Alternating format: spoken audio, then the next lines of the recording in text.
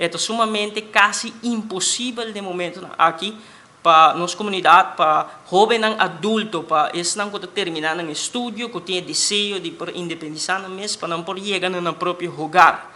É importante para nós refletir rato que chegar no próprio lugar é direito ancrado em tratado internacional, mas também requer esforço contínuo do governo para assim garantir que a condição é favorável e flexível para poder chegar no próprio lugar.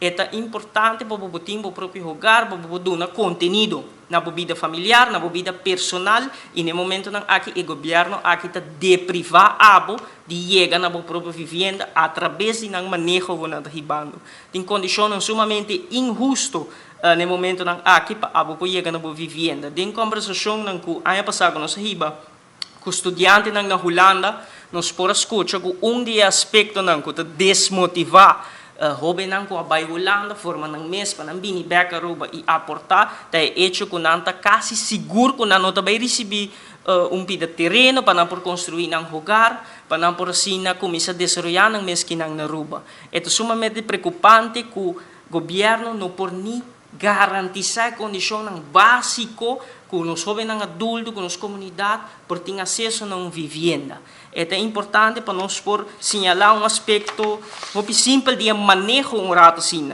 No momento que você faz petição, você faz o processo de pre-reservering, você reserveren, você parte de erfpacht-overeenkomst, tem alguma condição na marane saki.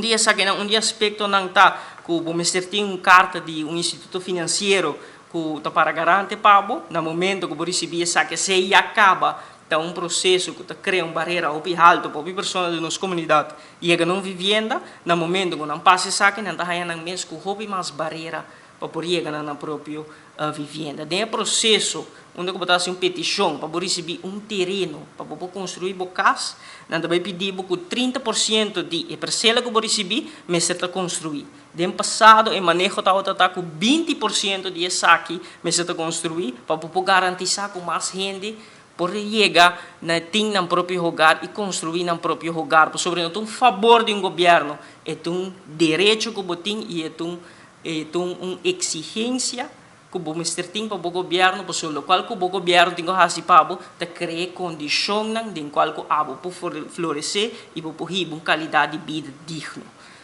Também tem quadro aqui na Donabo depois de todo o processo aqui na Donabo 6 lunas para completar o processo de passa e acto notarial, etc. Aqui não está caminho que o ROPN está caia fora do processo.